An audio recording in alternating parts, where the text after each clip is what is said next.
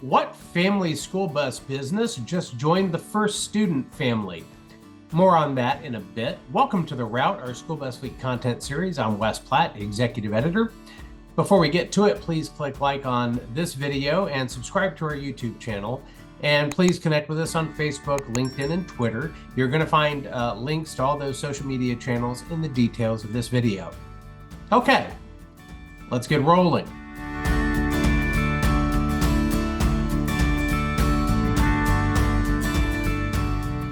I recently had the chance to chat with Gio Marason and Scott Bradley from Pioneer Power Solutions, getting the rundown on their e-Boost solution and how it can help school districts ease the transition from fossil fuel to zero emission school buses. Here's that interview. All right, so hey, I'm happy to welcome Scott Bradley and Gio Marason from Pioneer Power Solutions. They're here to talk about their e-Boost solution. First, gentlemen, tell me about yourselves and what you do at the company. I'll start out. I'm Scott Bradley. I am the Director of Sales and Strategic Partnerships here at Pioneer E-Mobility. Got about 20 years of technology and energy company experience. And I have the fortune to travel the country meeting with the e-bus OEMs, the electric vehicle fleets, the contractors, the utilities, really all the parties involved in the electric vehicle ecosystem. So, I've had a pleasure this year of meeting with all the e-bus OEMs and again the major school bus contractors.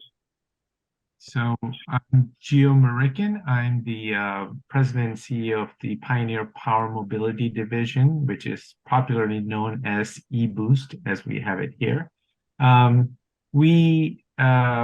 I've been in the industry, I have to date myself, almost 30 years now, mainly in a form of power distribution, energy side, with a keen focus on innovation or innovating on the energy side.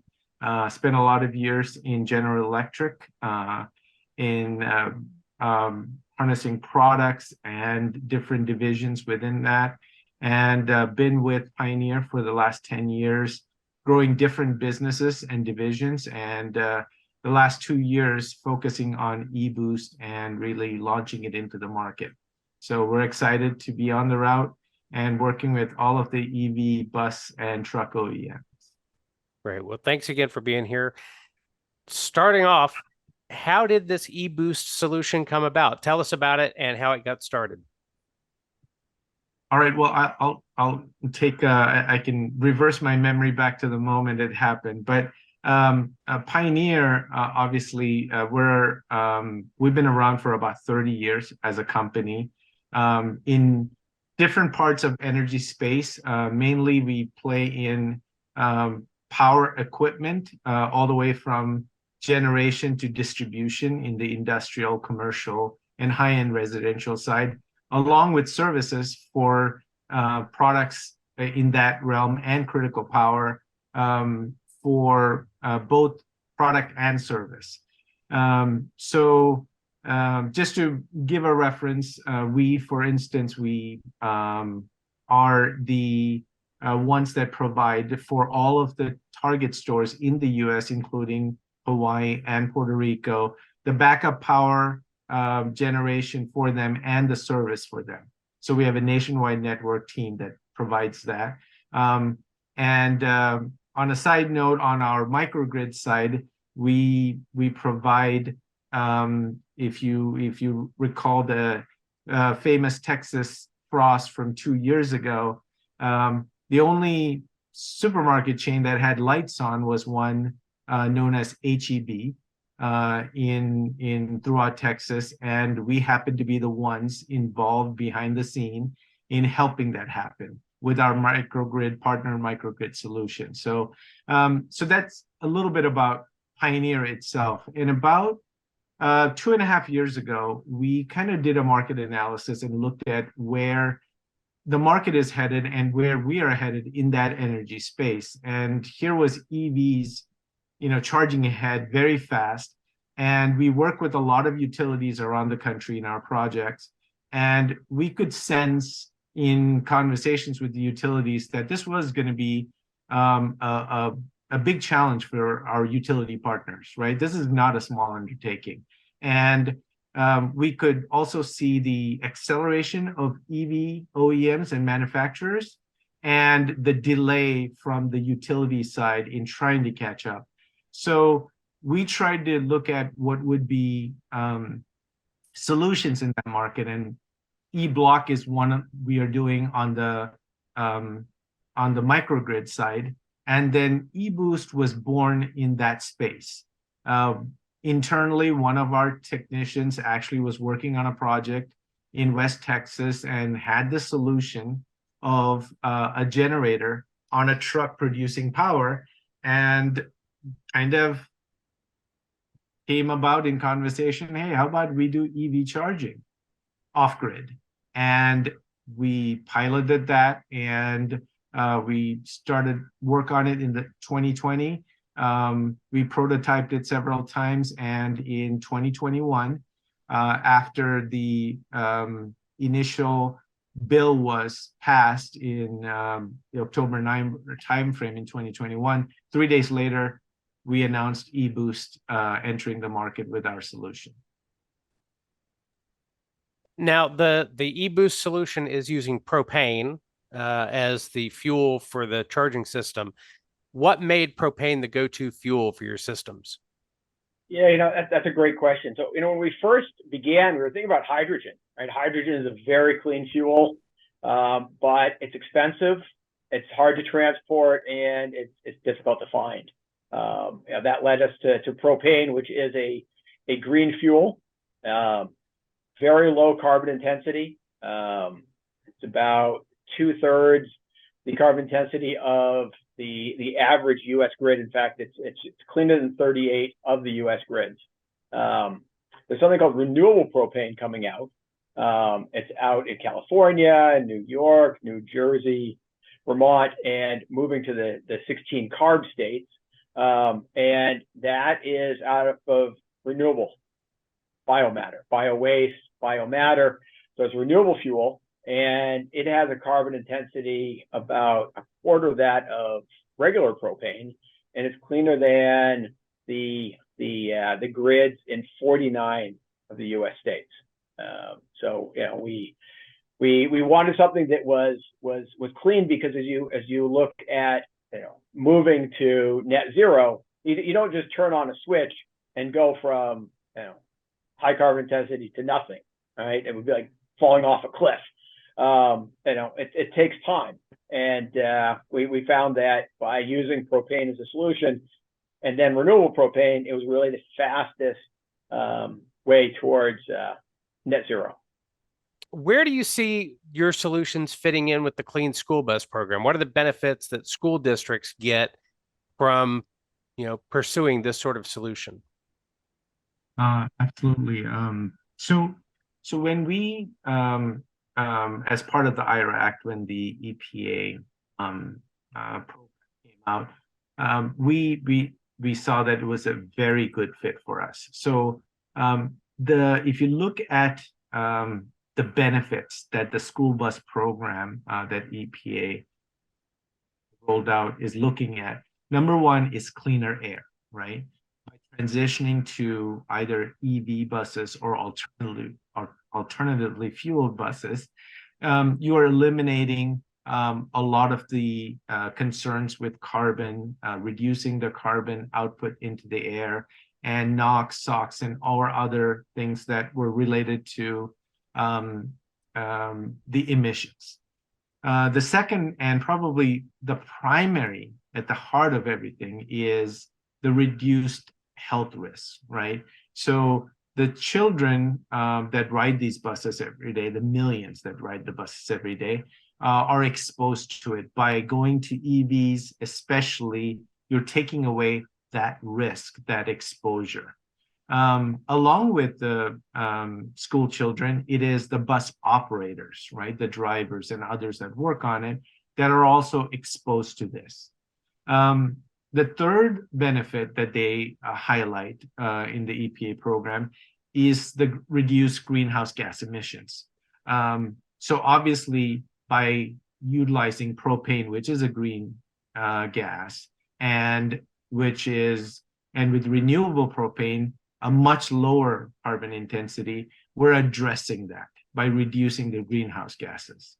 And then grid resilience is the final one that the school bus program looks at, bidirectional charging being available from schools. So we looked at grid resilience in a slightly different way.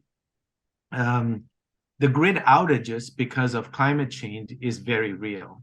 Obviously, the buses can be available as a source, but our products are off-grid to begin with and provide an inherent resilient source. So even if the grid is not available, we're able to charge the buses and help restart the school transportation programs earlier with our solution. But more importantly, we can also provide power back into the grid if needed through our off-grid solutions. So by doing multiple things like that, including helping out in the community during disaster recovery, we're able to help in many ways for grid resilience. So when the other aspect of it is the prioritization of applicants for the EPA program. The three areas where they prioritize are low-income or disadvantaged communities, rural communities, and tribal or Native American lands. Now, if you look at all of those, the biggest struggle you have with is availability of readily available EV infrastructure, or more specifically, power from our partners. They're Right. working on it. They're trying to get it to us, but they have a big feat ahead of them, right? So how can we help those communities accelerate EV programming and not let them get left behind? So this is where we can step in, and many of the EV bus manufacturers have recognized that this is a solution to help that acceleration. So we're working with them on programs trying to get that going. It may be a temporary solution, maybe 6 months, a year and a half, 2 years. But for some communities, this may be 3 to 5 years or much longer. But we can also help them realize the EV dream or the EV school bus dream, and the kids get the same opportunity under the EPA program. Excellent. Well, hopefully we're going to find out in the very near future what the second year of the EPA's Clean School Bus program is going to look like. I know they've talked about rebates. They've talked about a grant program. I am sure that there are quite a few districts out there that didn't make the first round that are looking forward to getting in and getting an opportunity like this. And it's good that solutions like this are available out there. Is there somewhere people should specifically go on the web to get additional information about the eBoost solution? So they can go to our website, www.pioneer-emobility.com. A great place to go, and many of the bus events that are around the country, whether it is the ride and drives that are happening in a lot of school districts, or some of the national bus organizations that are doing conferences. Excellent. All right. Well, thank you for joining me. Thanks again to Gio and Scott for taking the time to join me here on the route. Our next stop is West Virginia, where GreenPower Motor Company continues its pilot projects with electric school buses on rural roads and in mountainous conditions. The company launched the fourth round of testing with its Type D Beast and Type A Nano Beast buses in Mineral, Lewis, Harrison, and Upshur County school districts. They're also assessing charging options by including systems provided by S&B USA E-Mobility and Francis Energy. Said GreenPower CEO and Chairman Fraser Atkinson, "We're committed to continue bringing healthier transportation alternatives to the children and communities of West Virginia to help reshape how students travel to and from school." Next, we're off to Pennsauken, New Jersey, where student transportation provider First Student recently acquired Safety Bus, a company with more than half a century in business, including 106 vehicles and 140 employees, said John Kenning, First Student's CEO and president. We respect Safety Bus's operations and admire the dedication they have shown to serve their communities over the past 60 years. Their team is a great fit for First Student. We both continually seek a better way to do things with innovation, sustainable practices, and operational excellence. Safety Bus owner Jim Dugan said the family business has been focused on providing high-quality transportation service since it started in 1960. He added, by combining operations, we can better serve our customers and passengers for generations to come. And our last stop is Greenwood Village, Colorado, and the headquarters of alternative student transportation provider EverDriven. Recently, the company published an e-book that documents the evolution of school transportation, as well as the economic and societal changes that have affected student transportation, including the chronic bus driver shortage, school choice, housing insecurity, more students with disabilities, and state codification of alternative transportation. The report goes on to describe how alternative transportation providers like EverDriven can supplement school transportation systems and mitigate driver shortages using SUVs, wheelchair-accessible vans, and sedans to make sure students get from home to school and back again. Find out more about the ebook on School Bus Fleet's website. There are links to the story in the details of this video. All right, it's time to park the bus for now. And for a couple of weeks, we're going to take a break and be back in April. Here's a shout out for YouTube subscriber Tasha Marason. Thank you for watching. Tell your friends about the route. If you've got news, please reach out to me at wes.platt@bobbit.com. Tweet us at SchoolBusFleet, and please sign up for our twice-weekly e-newsletter at schoolbusfleet.com. Drive safely, and we'll see you next time on the route.